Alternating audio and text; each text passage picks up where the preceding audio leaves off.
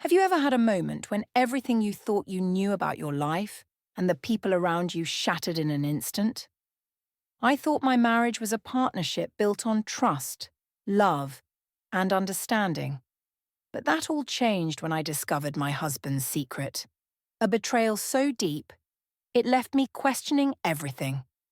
This is the story of how one unexpected discovery forced me to confront the truth, reclaim my life, and rebuild everything from the ground up. It's a story of strength, self-discovery, and the surprising ways we find our power when we're pushed to the edge. My husband's mistress posted a selfie in our bed captioned, "My new favourite spot." At his company party, I projected it onto the big screen saying, "She can have the bed, I'll take the house." His boss offered me a job. Turns out she was his niece. Now I'm employed, he's fired, and the house is mine. "I need your help with something," Jazz's voice carried from the living room, interrupting my focus on the book I'd been engrossed in. I sighed, dog-earing the page before setting it aside. Technology requests always filled me with dread. They were Jared's domain. "In our 15-year marriage, what is it now?" I called back, making my way to where he sat, surrounded by sleek packaging material. His new phone, the latest model with features I'd never understand, gleamed on the coffee table. "My old phone got crushed when the cab driver slammed on his brakes during my Chicago trip," he explained, frustration evident in his tone. "I need to transfer everything, but the automated system isn't working. You have better patience for these things." I almost laughed at the irony. Me, the technophobe, having more patience with electronics than my tech-savvy husband. Throughout our marriage, we'd settled into comfortable roles. Jared handled our digital lives, while I maintained our real-world connections. I hadn't even created my own social media accounts. Jared curated our online presence through couple accounts that he managed. "We only need one," he'd always insisted. Less complication, and I'd agreed, happy to avoid the digital landscape that seemed increasingly complicated. "Fine," I conceded, settling beside him as he handed me both devices. "What do I need to do?" "Just follow the prompts," he said, standing. "I've got a conference call in 5 minutes. You're just logging into accounts and confirming transfers." He kissed the top of my head. "Thanks, babe, you're a lifesaver." As Jared disappeared into his home office, I stared at the devices with trepidation. The setup process was more intuitive than I had feared, walking me through each step of transferring photos, contacts, and apps. When prompted to log into social media accounts, I dutifully entered the credentials I knew for our shared profiles. The transfer completed with a cheerful chime, and I felt a small surge of pride at conquering this technological task. But as I prepared to set the phone aside, a notification banner slid down from the top of the screen. A social media alert from an app I didn't recognize with a username that wasn't our joint account. My finger hovered uncertainly before tapping the notification. The app opened to reveal an entirely different profile, Jared's private account, one I had never known existed. The most recent post appeared at the top of the feed. My stomach twisted painfully as I registered what I was seeing. Our bedroom, our bed. But it wasn't Jared in the image. A young woman with glossy dark hair and perfectly applied makeup reclined against our pillows, my pillows, with a coy smile directed at the camera. The caption beneath read, "My new favourite spot number blessed, number secret joys." The timestamp showed it was posted 3 days ago while I visited my sister in Portland. Our bed should have been empty. Before we continue, I want to take a moment to thank you for joining me for this story of betrayal and unexpected empowerment. If you've ever had that gut feeling that something wasn't right in your relationship or admired those who follow their instincts despite self-doubt, consider subscribing. It's completely free, and you'll never miss another story of someone reclaiming their power. Now let's discover how one accidental phone discovery changed Jasmine's life forever. My hands began to shake as I scrolled through the profile, discovering dozens of exchanges between Jared and this woman spanning months. Heart emojis, inside jokes, and thinly veiled references to meetings filled the comment sections. Each revelation felt like another shard of glass piercing my heart. One comment from the woman caught my eye. "Can't wait to make this permanent once everything settles." I set the phone down suddenly, unable to breathe properly. The room seemed to tilt around me as 15 years of trust imploded in an instant. I stared at our wedding photo on the mantel, Jared's sincere smile as he slipped the ring onto my finger, and wondered how long that sincerity had lasted. Hearing Jared's muffled voice on his call, I quickly composed myself and continued exploring the hidden account. I discovered more photos. The woman at restaurants I recognized, wearing a bracelet I'd thought Jared had purchased for me but claimed was lost in delivery, and even one in our backyard garden, my carefully tended sanctuary. The most devastating realization wasn't just the affair, but the calculated deception behind it. Jared had expertly used my technological reluctance as a shield for his betrayal. My aversion to social media, something he'd always subtly encouraged, had provided the perfect cover for his double life. When I heard his call wrapping up, I quickly closed the app and placed the phone on the table, heart hammering, as Jared re-entered the living room. I forced a smile. "All done?" he asked, reaching for the device. "Yes," I managed, proud that my voice didn't betray the hurricane of emotions inside me. "Everything transferred just fine." "You're amazing," he said, checking the phone with a quick scroll. If he noticed I'd seen his secret account, he didn't show it. "See? You're better with technology than you think." "Maybe I am," I replied softly. "Maybe I've been underestimating myself." That night, as Jared slept soundly beside me, I stared at the ceiling, unable to find comfort in the bed that had been invaded by a stranger. I couldn't help wondering how many nights she had lain in my place, how many times Jared had betrayed our vows in our own home. The next morning, I called my sister under the pretense of thanking her for hosting me. Once Jared left for work, I confessed everything. "That manipulative jerk," she exclaimed after I finished. "What are you going to do?"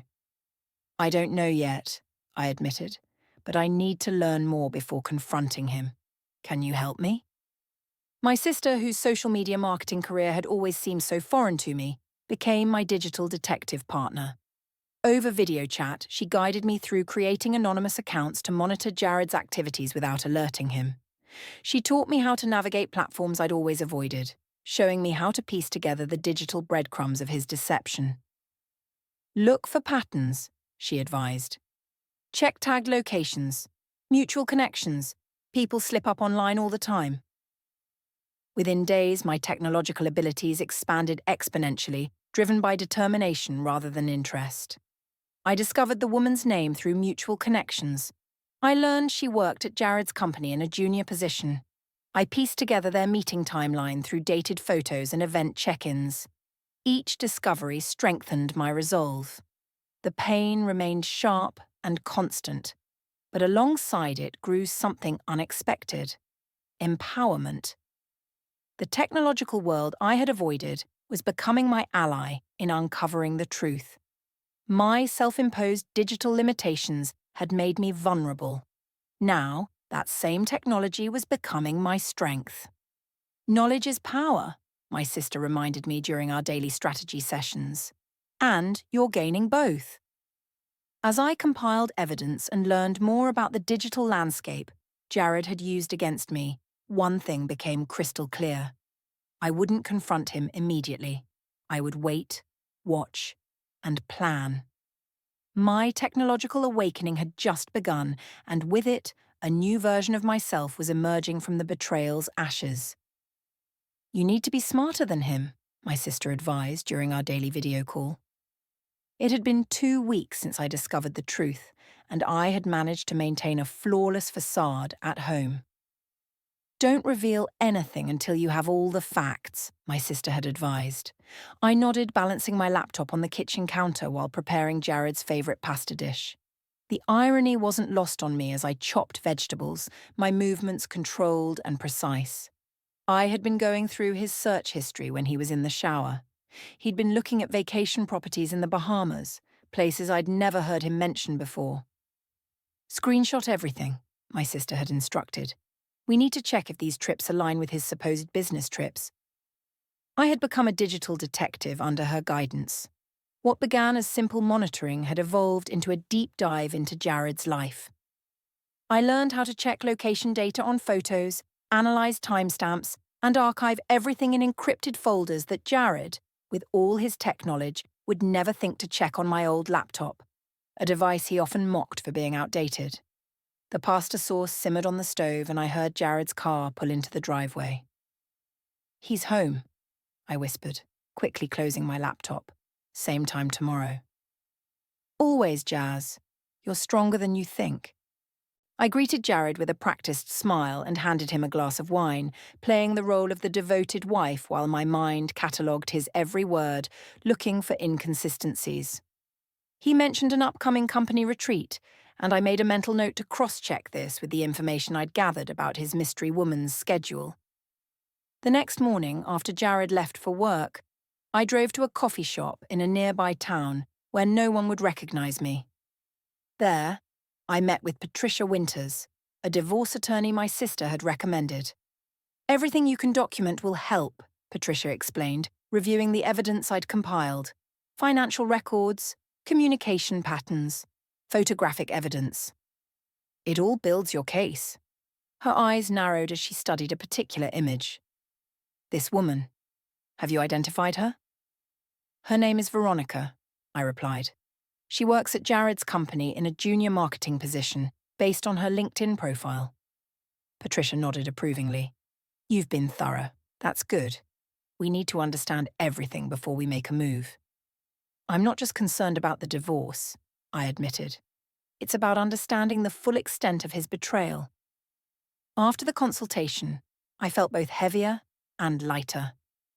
The reality of ending my marriage was sinking in, but so was the liberation of taking control. I spent the afternoon in the coffee shop creating a detailed timeline of Jared's affair, using a journal I'd bought specifically for this purpose. Dates, locations, communications, all meticulously documented. That evening, while organizing the digital evidence, I noticed something I'd missed in several photos. Veronica was tagged at company events alongside an older man who looked strikingly similar to her. Curious, I did a reverse image search and found that he was Robert Henderson, the CEO of Jared's company. My heart raced as the connections began to form. I sifted through company press releases until I found confirmation.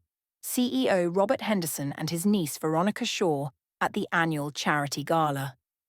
The pieces started falling into place with sickening clarity. Jared had been lobbying for a senior position for months, one that would place him directly under Henderson.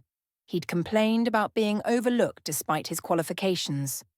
Was Veronica his strategy for advancement? I delved deeper into social media, finding older posts from company events. Over the past year, I saw Jared gradually positioning himself closer to Henderson in photos. In the last 6 months, there was an increase in photos with Veronica. His calculated progression was unmistakable. A memory surfaced, Jared mentioning that Henderson had no children, only a niece he adored. "Family-run business in everything but name," he had said casually. "When Henderson retires, she'll inherit everything." That night, as I lay beside Jared in bed, studying his sleeping face in the dim light, the man I had loved for 15 years seemed like a stranger, calculating, manipulative, willing to use anyone to achieve his ambitions, including me. Our marriage had been his respectable foundation while he plotted his corporate ascension. The following week brought the confirmation I needed. While Jared showered, I checked his email on his tablet, something I had never done before. My digital awakening was complete. There it was, a message from Veronica with the subject line, "Uncle Robert's retirement timeline." "He's thinking 2 years max. By then, we'll be ready to step in together." Your strategy for the Asian market expansion impressed him. He mentioned how well you'll fit into the family business once things are settled at home. "Can't wait to see you tomorrow. Miss our spot already, sis?" I felt physically ill reading it. Our marriage wasn't just collateral damage in an affair. It was an inconvenient obstacle in a business strategy. I forwarded the email to my secure account, carefully marked it unread, and returned the tablet exactly as I'd found it. That night, I updated Patricia with the new information. Her response was immediate. This changes things. Corporate ethics violations could get messy. Document everything, and Jasmine, stay calm. We're building a case. Maintaining normalcy became increasingly difficult. Each loving gesture from Jared, each casual touch felt like sandpaper against my raw emotions. But I persisted, playing my role flawlessly while continuing to gather evidence. The real breakthrough came when Jared mentioned the upcoming holiday party at his company. "Henderson always goes all out," he said over breakfast. "Everyone will be there, a perfect networking opportunity." That statement sparked an idea, so perfect and fitting that I couldn't believe I hadn't thought of it sooner. The holiday party would have everyone there: Jared, Veronica, Henderson, and the entire company. It would be the perfect stage. I began formulating my plan, meticulous in every detail. I researched the venue, the typical schedule for these events, and even befriended the company's events coordinator under the pretense of helping with spouse contributions. Every piece of information became another component of my strategy. "Are you sure about this?" my sister asked when I shared my intentions. "It's bold. Very public." "That's the point," I replied, surprising myself with my steadiness. Jared has hidden everything in the shadows. I'm bringing it all to light. 3 months after discovering that fateful selfie, I had transformed from a technologically naive wife into a woman with purpose and a plan. The digital world, once foreign to me, had become my battlefield. I'd learned patience, strategy, and the power of information. As the date of the holiday party approached, I made my final preparations. The evidence was secure, my divorce papers ready, and my strategy set. The perfect dress, elegant yet commanding, hung in my closet. Not in our bedroom, but in the guest room, where I'd secretly moved my essential items without Jared noticing. The night before the party, Jared kissed me and said, "I'm glad you're coming tomorrow. It means a lot to have you there." I smiled, genuine for the first time in months. I wouldn't miss it for the world. In fact, I think it's going to be unforgettable. The grand ballroom of the Montclair Hotel glittered with holiday decorations as I stepped through its doors. My arm linked with Jared's, crystal chandeliers bathed the ballroom in a warm golden glow, casting shadows over tables adorned with extravagant centerpieces. A string quartet played softly in the corner, filling the air with an elegant hum. It was everything Marcus, the event coordinator I'd befriended, had described during our coffee chats. "You look stunning tonight," Jared whispered, his hand resting possessively on the small of my back. "Everyone's going to be impressed." I smiled, a hint of coldness behind it, wondering if he'd notice.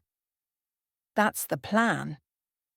My emerald dress, a colour I rarely wore, drew appreciative glances as we navigated the crowd. In my clutch, nestled beside my lipstick and compact, was a small USB drive containing everything I needed for the night. "Jared, there you are," a colleague approached, champagne in hand. "The big boss is looking for you. Something about your presentation." Jared's face lit up. "Perfect timing. Henderson confirmed I'm speaking about the Asian expansion project tonight." "Congratulations," I said, meaning it in a way he couldn't possibly understand. "You've worked hard for this moment." "I won't be long," Jared said, squeezing my hand before disappearing into the crowd. The second he was out of sight, I moved quickly, slipping away toward the back of the ballroom. I found Marcus adjusting settings at the AV control panel. "Everything ready?" I asked quietly. He nodded and accepted the USB drive I passed to him. "Loaded and ready to go. Just give me the signal when he starts speaking." His eyes showed sympathy. Our coffee meetings had been enough for him to understand what I was doing, if not fully why. "Thank you," I said, genuinely grateful. "I owe you." No one deserves to be treated like that, he replied simply. Just remember, the microphone will activate automatically when you press this button.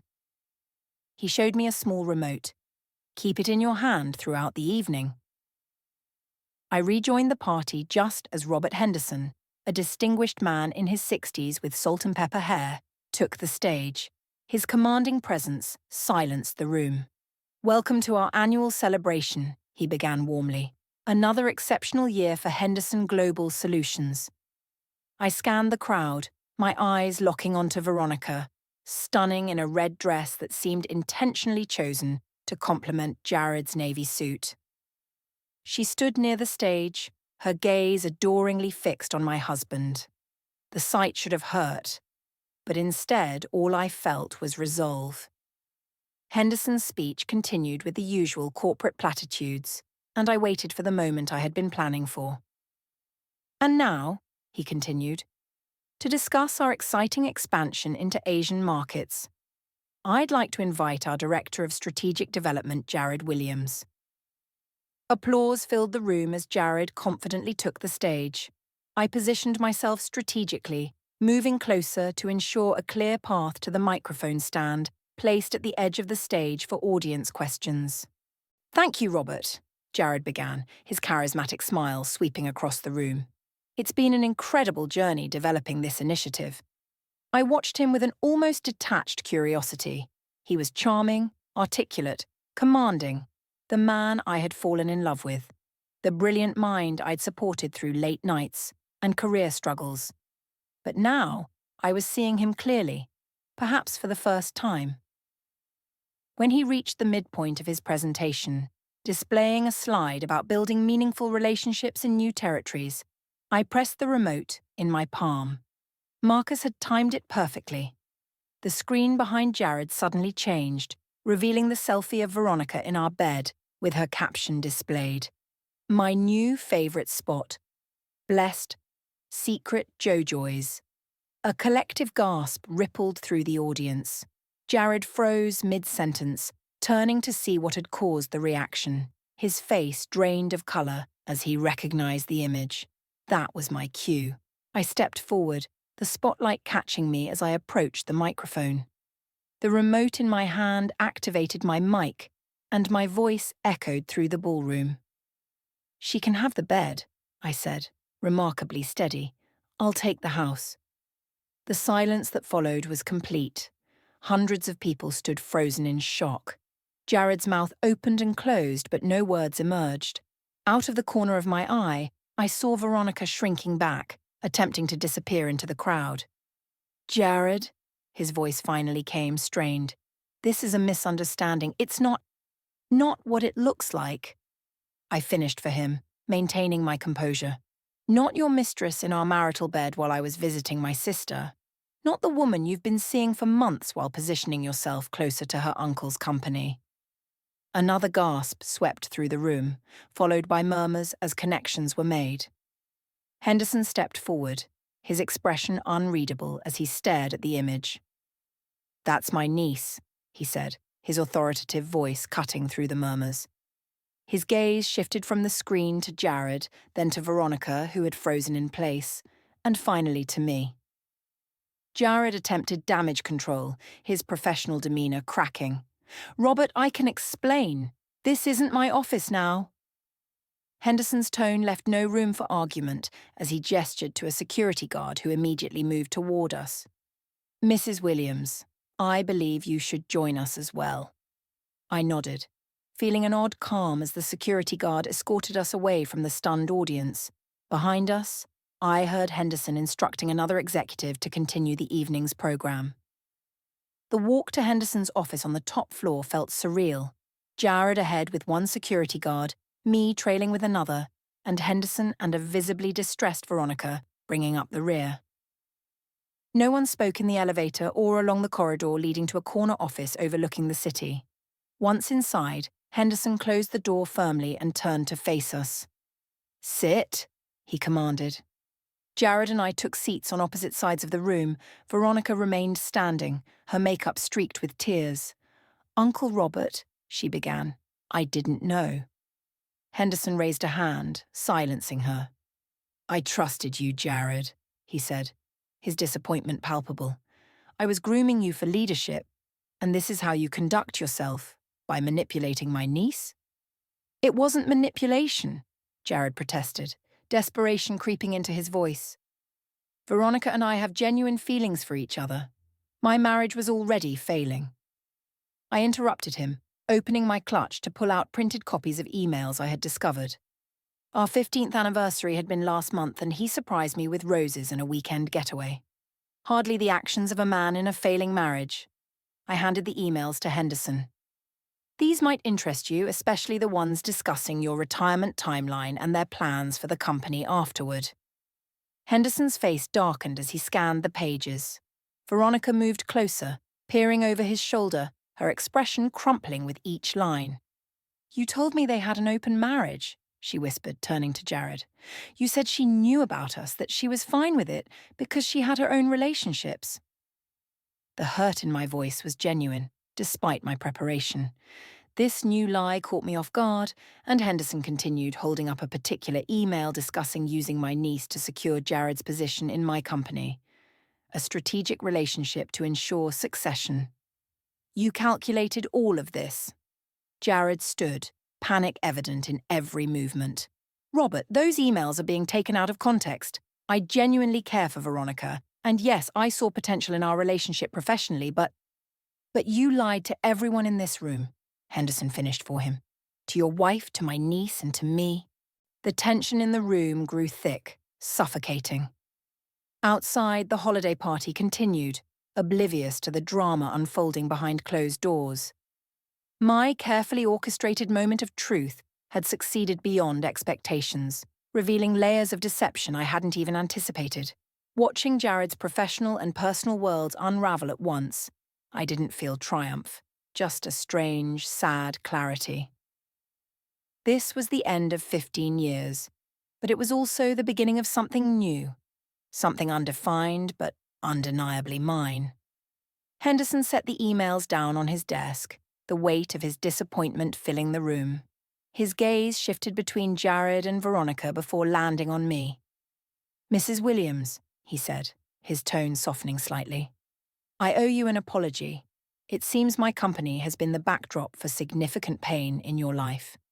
Before I could respond, Henderson's phone buzzed. He glanced at it, then pressed the intercom on his desk. "Send them in." The door opened to admit two more people, a woman I recognized as the company's legal counsel and a man in a crisp suit I didn't know. "This is Michael Chin, our chief financial officer," Henderson explained, "and you know Sarah Winters, our head of legal." Jared paled visibly. "Robert, is this really necessary? This is a personal matter that's gotten out of hand." "Is it?" Henderson interrupted sharply. "Michael, tell Mrs. Williams what you found." The CFO cleared his throat and opened the folder he carried. "Mr. Williams has been using company resources for personal expenses, charging personal trips as business travel, manipulating expense reports, and, most concerning, attempting to access restricted financial accounts." "That's absurd," Jared protested, but his voice lacked conviction. "We've been monitoring suspicious activities for months," Michael continued, addressing me directly but without definitive proof of intent. "Our hands were tied. Your husband is quite skilled at operating in grey areas." The legal counsel stepped forward. "We've documented at least 17 instances where Mr. Williams used company funds for personal use, including jewellery purchases." She glanced pointedly at Veronica, who reflexively touched a bracelet on her wrist. The realization hit me, the sapphire bracelet she had told me was lost in delivery. The same bracelet I had seen in photos on Veronica's social media. Veronica unclasped it with trembling fingers. "He said it was a family heirloom from his grandmother," she murmured, placing it on Henderson's desk, unable to meet my eyes. "I've suspected inappropriate behaviour for some time," Henderson continued, "but Jared's performance metrics were exceptional. He brought in significant revenue. It's difficult to argue with results. Results achieved through manipulation and lies. I said quietly. Henderson nodded gravely. Tonight's revelation forced my hand. The company cannot be associated with this level of ethical compromise. Jared stood abruptly. This is ridiculous. You're going to throw away years of profit because of a personal indiscretion. An indiscretion that involved manipulating my niece to position yourself for a corporate takeover, Henderson countered coldly. Sarah, please escort Mr. Williams to HR. His employment is terminated effective immediately. You can't do this, Jared sputtered, desperation replacing his usual confidence. Your company access has already been revoked, Sarah informed him. Security will supervise while you clear your office. 2 security guards appeared at the door. The finality of the moment seemed to crush Jared's resistance. He looked at me one last time, a mixture of anger, shock, and something that might have been regret, before being escorted out. As the door closed behind him, the atmosphere in the room shifted. Henderson turned to his niece, who had collapsed into a chair, silently crying. Veronica, go with Sarah. We'll discuss this tomorrow when emotions aren't so raw. After they left, Henderson sighed heavily and poured 2 glasses of scotch from a decanter on his credenza. He offered one to me, which I accepted gratefully. I've known Jared was ambitious from day one, he said, settling into his chair. Ambition I respect. Manipulation and deceit I do not. How long has he been targeting your niece? I asked, taking a small sip of the burning liquid. From what I can piece together, about 8 months. Shortly after I mentioned my retirement planning at a leadership retreat. He studied me over his glass. You're remarkably composed for someone whose life just imploded publicly. I managed a small smile. The implosion happened 3 months ago when I found that photo. Tonight was just the culmination. Henderson raised an eyebrow appreciatively. Strategic patience is a valuable quality. He leaned forward. Mrs. Williams, Jasmine, how much do you know about Henderson Global's operations? The question caught me off guard. Only what Jared shared, which, given recent revelations, was probably limited and possibly untrue. He never mentioned your background in financial systems architecture, he said. Your master's thesis on sustainable corporate governance. I stared at him, genuinely surprised. How do you know about that? I make it my business to know who enters my extended circle. When Jared married you, I had you vetted. Standard procedure for executive spouses. He smiled at my expression. You were an exceptional systems architect before you stepped back from your career. Your former colleagues speak highly of your integrity and analytical skills. A knock at the door interrupted us. Henderson called for them to enter, and to my astonishment, 3 of Jared's colleagues filed in. People I recognized from company functions, but had rarely spoken with.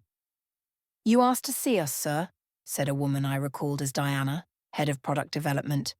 Yes, please share with Mrs. Williams what you told me last month. Diana looked uncomfortable but stepped forward. We've had concerns about Jared's methods for some time. Client information disappearing, competitive bids being undermined, strategic plans changing last minute to his advantage. Why didn't you report it? I asked. The tallest man, Thomas from marketing, spoke up. Jared made sure his relationships provided protection. He cultivated powerful allies and made examples of those who questioned him, added the third person, an analyst whose name escaped me. Last year, a junior developer raised ethical concerns about data handling. 2 weeks later, she was gone. Performance issues, officially. I received a unanimous letter of concern from these department heads, Henderson explained. But without concrete evidence, it was their word against his stellar performance metrics. Then you showed us all the truth, Diana said, genuine gratitude in her voice. Many of us suspected his relationship with Veronica wasn't what it seemed, but no one dared suggest he was using her to position himself within the company. I began to fully comprehend the extent of his betrayal. The man I had married had disappeared years ago, replaced by someone I hardly recognized. What happens now?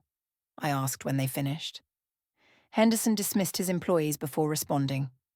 Legal consequences for Jared, damage control for you, he said, studying me thoughtfully. That depends entirely on what you want.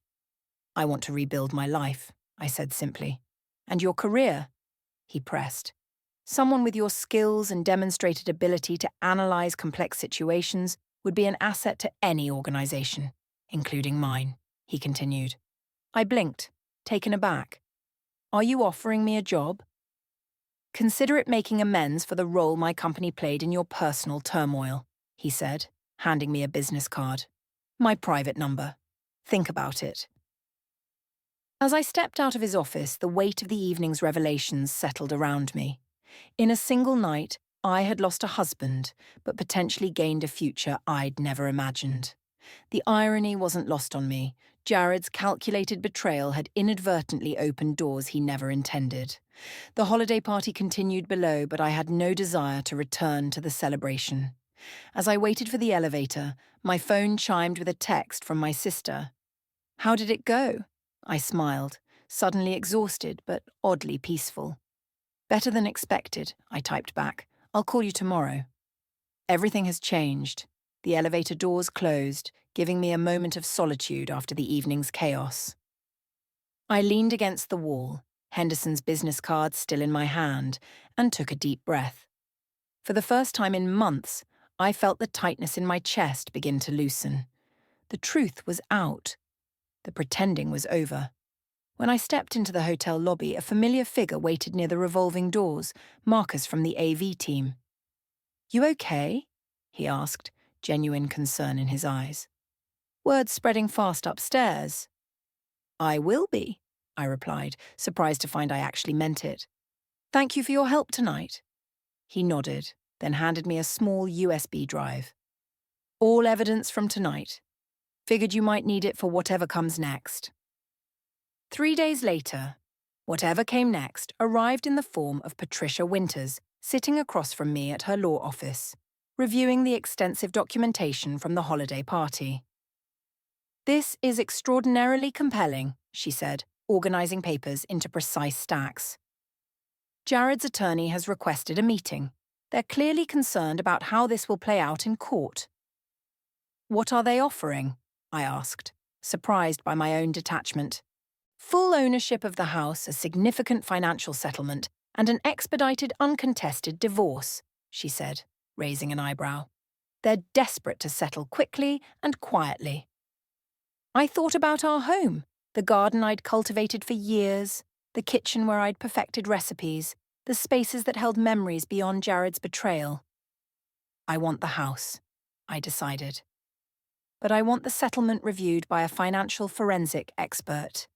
If he hid things from his company, he could be hiding assets from me too. Patricia smiled approvingly. Already arranged. The documentation you gathered gives us significant leverage. 2 weeks later, as January's snow blanketed the city, I sat across from Robert Henderson in his office, discussing the senior analyst position he'd offered me. Your background in systems architecture is precisely what our compliance division needs, he explained. Recent events have highlighted vulnerabilities in our oversight processes. I studied the job description, noting the responsibilities and substantial salary, significantly higher than what I'd earned before stepping back from my career. This feels convenient, I admitted. I don't want charity disguised as employment. Henderson's laugh surprised me. Mrs. Williams Pierce, he corrected. Jasmine Pierce, I replied, having reverted to my maiden name. Miss Pierce, he amended. I don't operate a charity. I run a global corporation that cannot afford another Jared Williams situation. Your technical skills, combined with your demonstrated ability to notice patterns others miss, that's exactly what we need. He leaned forward. The fact that hiring you might also irritate your ex-husband is merely a pleasant bonus. I accepted the position that afternoon, starting immediately as a consultant while the divorce proceeded. My days quickly filled with systems audits, compliance protocols, and the exhilarating feeling of using my professional skills, again after years of dormancy. The corporate world I re-entered was vastly different from the one I had left. Technology had evolved dramatically, but my newfound digital literacy, ironically developed while investigating Jared, provided a foundation I could build upon. I enrolled in evening courses, attended weekend workshops, and quickly closed the knowledge gap. "You're a natural," my team lead remarked after I identified a security vulnerability in their financial reporting system. "Hard to believe you were tech-averse just months ago." I smiled, thinking of my sister's patient guidance during those early days of digital detective work. I had a compelling reason to learn quickly. February brought finalization of the divorce, Jared facing potential criminal charges for financial improprieties and desperate to avoid further scrutiny, agreed to all terms. The house became legally mine, along with a settlement that ensured financial security. He relocated to Chicago, his reputation in our industry permanently damaged. March arrived with an unexpected email from Veronica. We had minimal contact since the holiday party, both needing space to process our separate traumas from Jared's manipulation. "Would you be willing to meet for coffee? No pressure if it's too uncomfortable." We met at a quiet cafe downtown, both of us nervous but determined. The initial awkwardness dissolved as we shared our experiences, how Jared had crafted specific lies tailored to each of us, manipulating our insecurities and desires. "He told me you were cold and career-obsessed," she confessed. "He told me I was better suited to home life than professional pursuits," I replied. The irony wasn't lost on either of us. Our conversation shifted from Jared to ourselves, her studies in international business, my return to corporate technology, our shared love of gardening. By our third coffee meeting, we developed a tentative friendship built on mutual respect and the unusual bond of shared deception. April brought spring to my garden and a promotion at Henderson Global. My systems audit had uncovered significant vulnerabilities, and implementing my recommended solutions earned recognition from the board. My confidence, dormant for years under Jared's subtle dismissiveness, bloomed alongside my career.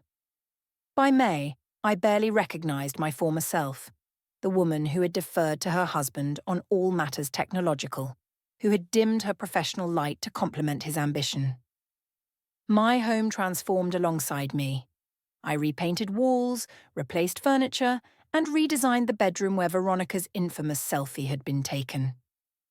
The master bedroom became my home office, a symbol of reclamation. I purchased a state-of-the-art computer system, setting it up myself with satisfaction. The bed was donated, replaced by a sleek desk where I often worked late into the evening on projects that challenged and fulfilled me. In June, exactly 6 months after the holiday party that had changed everything, I hosted a housewarming celebration. My sister flew in for the occasion, proud of the transformation she had witnessed. Colleagues from Henderson Global mingled with longtime friends in the backyard garden I'd expanded with new varieties of roses. "To new beginnings," my sister toasted, raising her glass as sunset painted the sky in vibrant hues. Veronica arrived last, hesitating at the garden gate until I waved her over. She'd accepted a study abroad opportunity in London, a chance to forge her own path away from her uncle's company and the gossip that lingered despite everyone's best efforts. "I wanted to say goodbye," she said, handing me a small gift. "And thank you, as strange as that might sound." Inside the package was a delicate silver bracelet, nothing like the ostentatious sapphire one Jared had given her. The charm dangling from it was a small key. "4 new doors," she explained simply. As evening settled over my transformed home, I watched the gathering of people who had supported me through crisis or entered my life in its aftermath. Not one of them saw me as an extension of Jared Williams or defined me by his betrayal. In their eyes, and increasingly in my own, I was simply Jasmine Pierce, capable, resilient, and finally the author of my own story. The woman who had once been too intimidated to set up a social media account now led a corporate technology division. The wife who had maintained a perfect facade now built authentic connections. The betrayal that had been meant to diminish me had instead revealed strengths I'd forgotten I possessed. The house was mine, but more importantly, so was the life within.